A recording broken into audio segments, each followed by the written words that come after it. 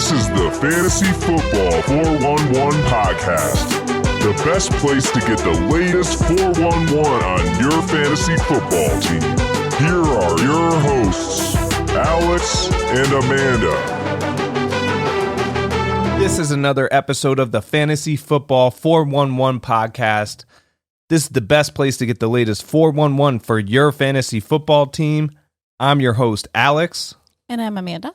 In this episode, we are going to give you a Week 7 recap regarding some injuries and some fun stats to pay attention to. Looking ahead to the waivers for Week 8.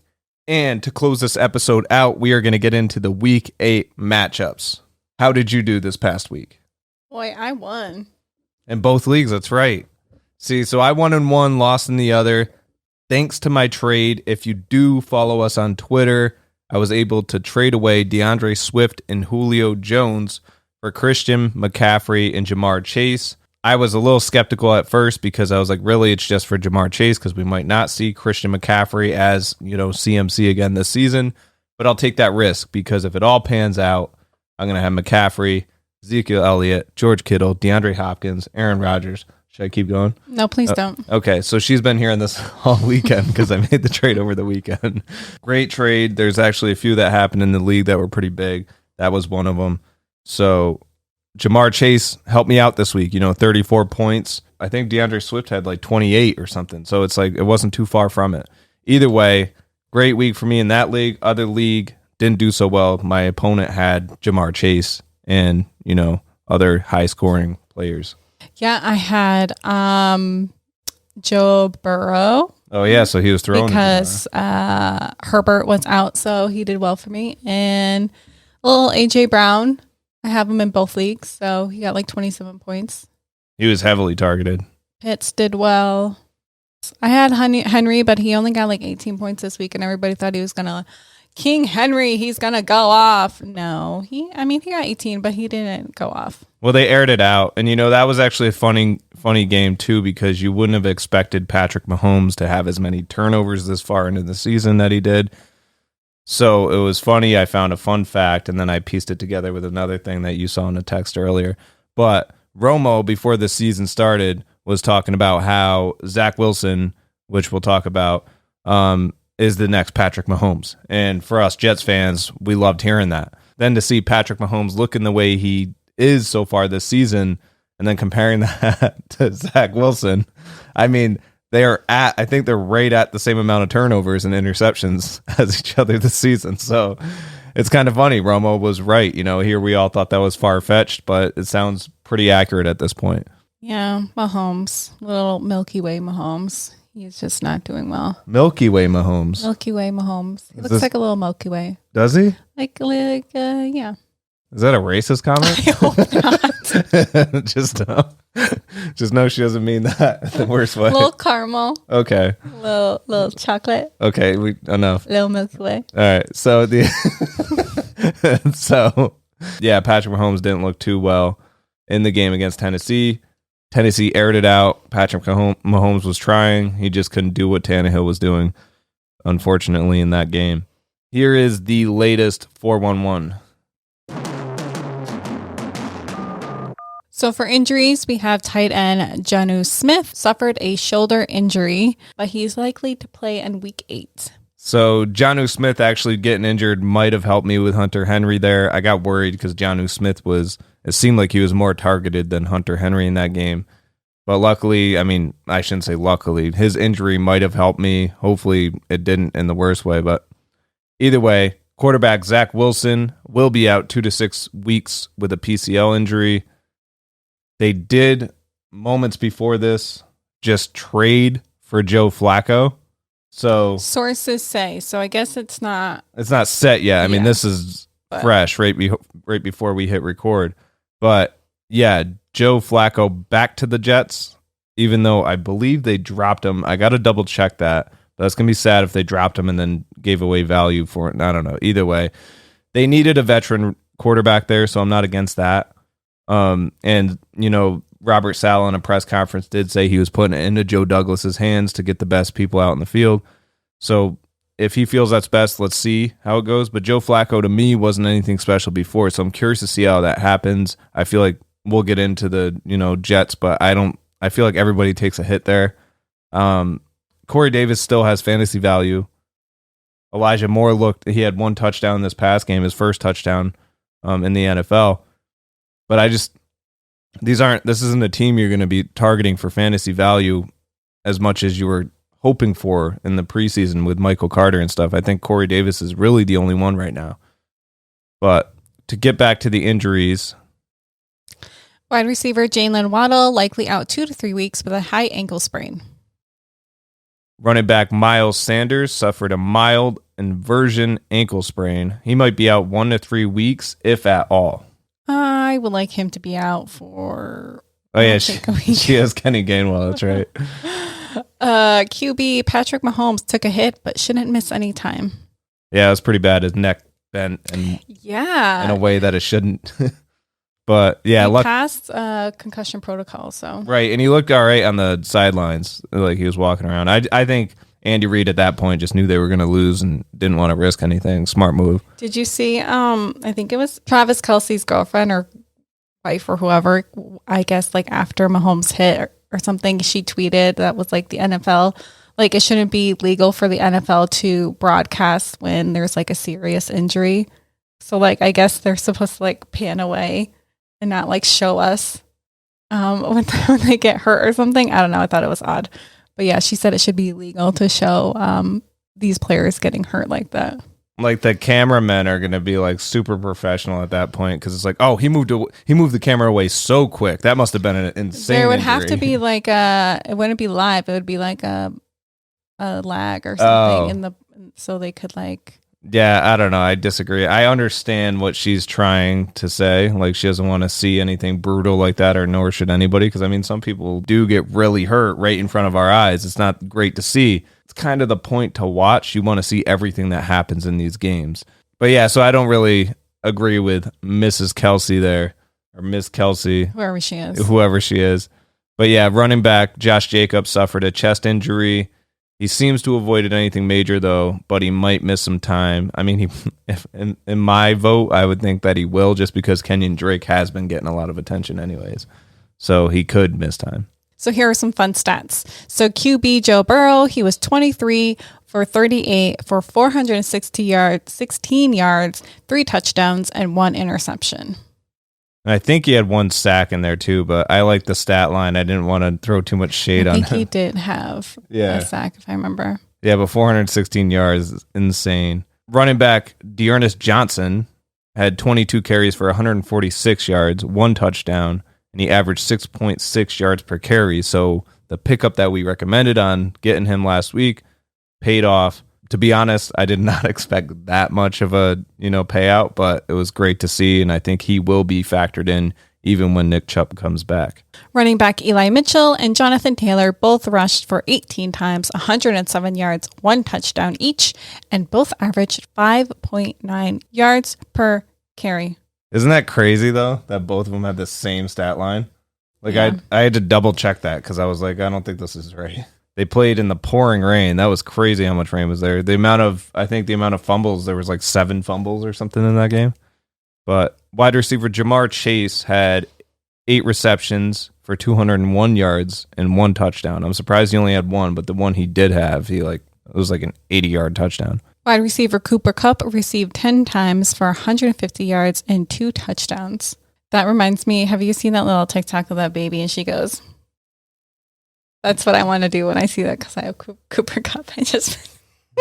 Jesus Christ.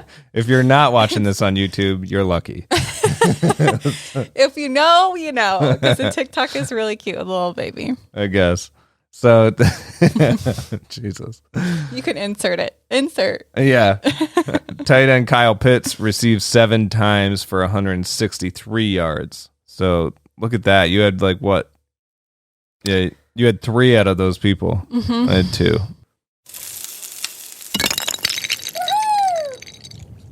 All right. This week we have a lot of picks on waivers for you. We're going to start out with the cold ones. Starting out with cold, we had wide receiver Russell Gage. He was 4 for 6 for 67 yards and a touchdown this week.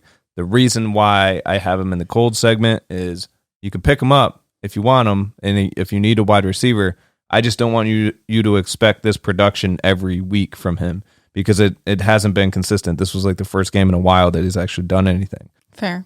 Running back Kenneth Gainwell. Only if Miles, he's a pickup if Miles doesn't play. Right. There's a contingency here. Yeah, if he does, I mean, I think either way he's probably a stash, but I put him, yeah, he's in the cold segment just because there's that contingency there. I mean, if Miles Sanders doesn't play, he's definitely a hot though, right?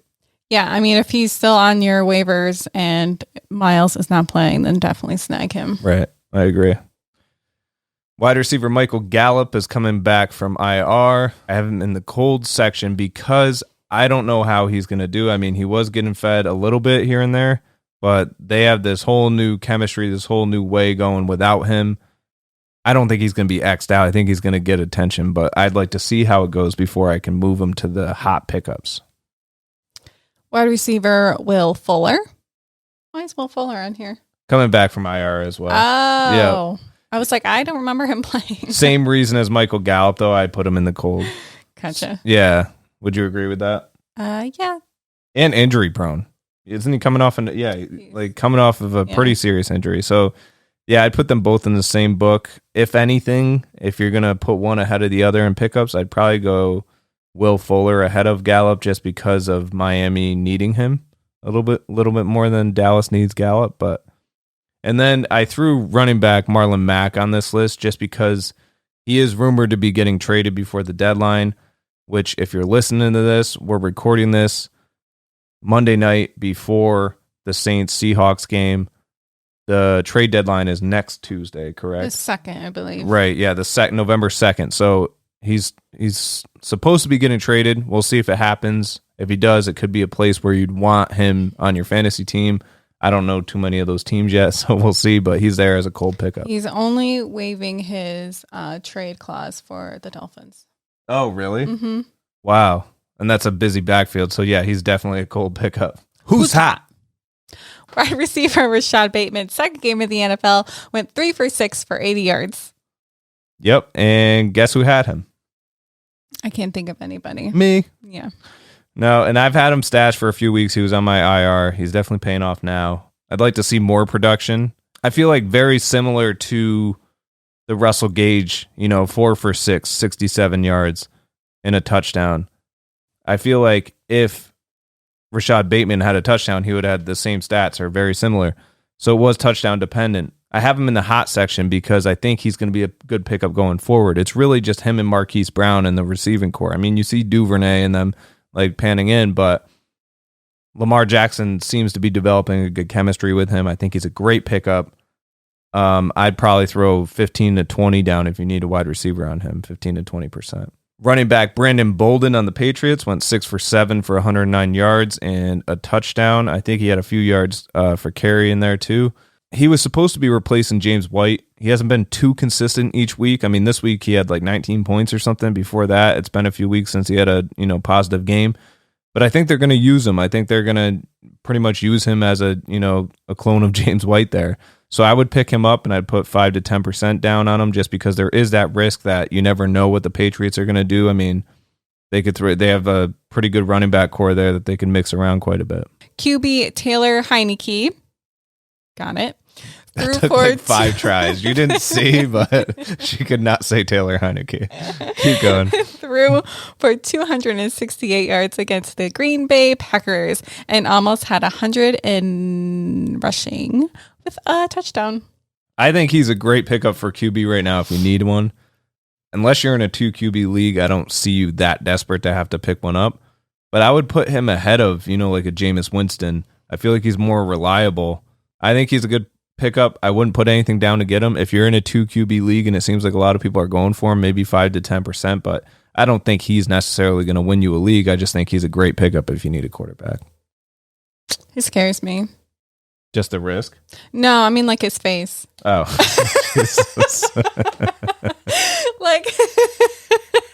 He looks like he can play a villain, in a Marvel movie. I think it's his eyebrows. It's something about his face looks like somebody that could play a villain? I'll have to look closer because I just don't see it. But I can picture the actor in my head, but I don't know his name.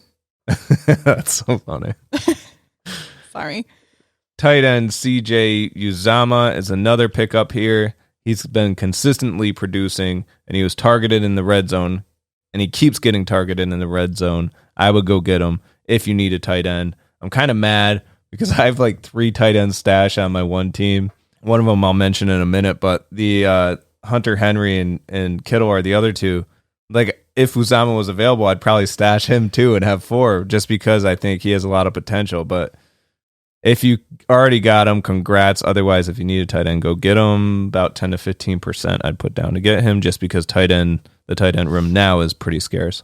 Yeah, I like Uzama. Right? Wide receiver Khalif Raymond, 8 targets, 17 fantasy points. What other receivers do they have? Seems like Goff and him have a great chemistry going. Another tight end I want to throw in the mix before we mention the last 2 here is tight end Zach Ertz. Now, he might not be available in your league, but if he is, he just got, 19 points? Something like that? He got a lot of touches. Yeah, with the Cardinals, first game as a Cardinal. Got a touchdown. That and so you might wonder why to play Zach Ertz over other tight ends. The other thing you got to look at is the fact that his target might match up to another tight end. You'd be like, oh, I'd rather play that one. He has more chemistry with the quarterback that was already established or something. But Zach Ertz was traded to the Cardinals. So no matter what targets he's getting, they're going to use him. They didn't trade it for him to just put him on the bench or have him block the whole time. They are going to use him, and it was shown this week by his fantasy totals. So I would go for him if you need a tight end. I think I paid $10 for him when I did pick him up a few weeks ago, just because I heard he was getting traded. But I think he's right around there now, 10 to 15. Same as Uzama. I think it's the same outlook for both. I mean, Uzama is definitely less risk because you see it already and it's happening multiple weeks. Zach Ertz, might fade out next week and then come back. You never know. But that one's in there. Another one to watch out for is quarterback Deshaun Watson. There's a lot of rumors going around right now that he's going to get traded before the trade deadline. Supposedly, the Texans have stated that they do want to trade him for 3 first-round picks, which I think is absolutely ridiculous. But people are biting the bait, and he might end up somewhere by next week. So if you need a quarterback, once again, obviously I'd put him way ahead of Taylor Heineke, but depending on where he goes, I guess. Watch him end up in Washington. And then Heineke becomes a backup. Oh. Yeah, so, I mean, either way, stash him if you want him. But teams like mine, and like yours, you have Herbert, I have Aaron Rodgers. We're not really going to take him. I'd rather save a position for somebody more valuable just because he's too much of a parallel with them. And we have wide receiver Allen Lazard now that Adams may not play because he is on COVID. Is it the COVID? COVID reserve, yeah. Yeah, so he might not play Thursday night, so that opens up the door for Allen Lazard. I saw a few people tweeting about Allen Lazard prior to that news, and I was wondering why. I'm like, what the heck? I guess he had 1 touchdown, so that's kind of cool, but I wouldn't really be buying into that. Yeah, but now 100%, I would put, if you need a wide receiver this week, I think Allen Lazard is guaranteed those targets. I'd probably put down 15 to 20% if you absolutely need a wide receiver and you're desperate to win. I mean, it's a risk because you never know. It could go to Randall Cobb or somebody else, but MVS, yeah, but I think Allen Lazard is a good pickup, and I think, since he's already getting touchdown targets, then he's there. Let's get into the Week 8 matchups to close this episode out for you. Who's on bye this week? We have the Ravens and the Raiders are on bye. So make sure you sit all your Ravens and Raiders. The first game on Thursday night is the Green Bay Packers at Arizona against the Cardinals. The over-under is 52.5. We're both going over on this one. I think it's going to be a great game. Oh boy, we have the Bengals at the Jets. The over and under is 43.5, and we both went under. I don't even want to watch this game. The Packers game I could see being a trick just because of Adams not playing. Maybe it won't be as high scoring, but I do think it is. I am standing by over there. You're obviously going to play both sides. I wouldn't sit anybody. The Cincinnati Bengals at the Jets. You're going to play all Bengals. You're not going to play any Jets besides Corey Davis. Yeah, I mean, I don't know. Crowder, maybe? I don't know. Oh, Crowder. Yeah, I forgot about him. Yeah, so you could play Jamison Crowder, Corey Davis. Corey Davis, I'd play ahead of Crowder. Just watch that cornerback matchup. If he's going against, the top cornerback, you're going to be, he's going to be locked in, like when he goes against the Patriots. Yeah, like I had to play Corey Davis because of the buys this week. And, I mean, he got me 14, so wasn't horrible. Tennessee Titans at the Indianapolis Colts. The over-under on that game is 47.5. We're both going over on that. Should be a good game. Should be, especially, look how the Titans played against the Chiefs. Not only that, but Carson Wentz has been distributing the ball pretty well. Jonathan Taylor's killer. I'd play both sides here. The Rams at Houston Texans. The over and under is 46.5, and I went over. And I'm going under just because I think the Rams are going to lock them down. The Texans do show promise where people least expect it, but I'm still playing both sides. You're not really playing too many Texans anyways, but I just think the Rams are going to be harder to beat for them than the other teams. I just felt like we were agreeing too much, so I had to spice it up a little bit. So realistically, you agree with me? Never. So Pittsburgh Steelers are playing the Cleveland Browns. The over-under on that is 43.5. We both went over on that just because it's a divisional matchup. I think it's going to be pretty competitive, both sides. The Eagles at the Lions with the over and under 47.5, and we both went under. Wow, this is fun. Yeah. This is real fun. We're agreeing on everyone. One way not to lose a week is to just agree with everyone. Yeah, there's a few towards the end that I disagreed. I didn't really say it, but for the Eagles-Lions game, you're going to play both sides. If I don't say it, just know that you play both sides. But 49ers and Bears, same thing. So Chicago was shut down this past week by the Patriots.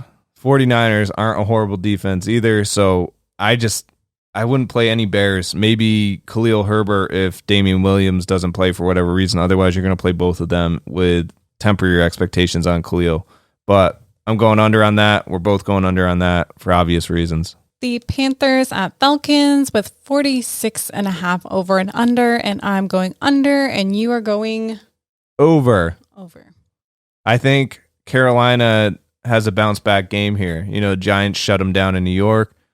And Sam Darnold was benched, but Matt Rule came out and said he's not benched, for the rest of the season. It was just that game. Mm-hmm. So I think it's going to be like a little revenge type thing where they want to get back into it and they're going to play some football. So, and I think both sides, I think Falcons are going to put up a fight as well. Play both sides here. I just think the Panthers D is pretty good. So that's why I was like, Right. Yeah, but you also, under. You look at all the weapons on the Falcons. That's why I was going there. I was like, Stephon Gilmore may play, so yeah, that shuts down, like Calvin Ridley, but you still have Russell Gage, Kyle Pitts, Mike Davis, Cordero Patterson. Listen, I said under. Leave me alone. Just saying. So, shut up. So Miami Dolphins at the Buffalo Bills, divisional matchup, 48.5 over under. We're both going under on that. Yeah, it just seemed, I don't know. I think it'll be competitive, but I just think it's definitely going to come in under that. Yeah, I don't see it going that high. Right. The Patriots and the Chargers with a 47.5 over and under, and we both went under. Yeah, that seems like another one that I feel is going to be pretty competitive, but low scoring. Jacksonville Jaguars at the Seattle Seahawks. The over-under is 43.5. We both went under. You got to think, Russell Wilson's still not playing. So if he is, then yeah, the score could be kind of high, but I still don't think it's going to get over 43.5. But since he's not, it's definitely not going to get over 43.5. I would obviously play your Jaguars against Seahawks, but just know that without Russell Wilson in there, you're taking a hit with Tyler Lockett, DK Metcalf, and your Seahawks. But like I said earlier, we are recording this before the Seahawks and Saints game, so maybe they'll go on tonight and prove me wrong and play a great game against the Saints, but I just don't see it. The Washington football team at the Denver Broncos with a 43.5 over and under, and I went over. And I went under. Why'd you go over? I just think it's going to be a good game, and I think it's going to be over 43.5. Oh, it is. Yeah. No, you just seem so confident with I that. think it is. No, it's going to be over 43.5. It's going to be over 43.5. You're intimidating me now. I should have probably went over. It's going to be over. Tampa Bay Buccaneers at the New Orleans Saints, 50.5 over and under. We both went under on this. I think Tampa Bay is just going to plug it out every week, throw the ball, do well. Saints are a different team this year. I just don't see it being that high. Mm-mm. The Cowboys at the Vikings with a 52.5 over and under, and we both went over. Yeah, I think that's going to be a shootout. I think both sides are going to air it out. Is that Sunday night game? I believe so. Has the potential to be one. And to close it out on Monday night, New York Giants at the Kansas City Chiefs. Over and under is 52.5. We both went under.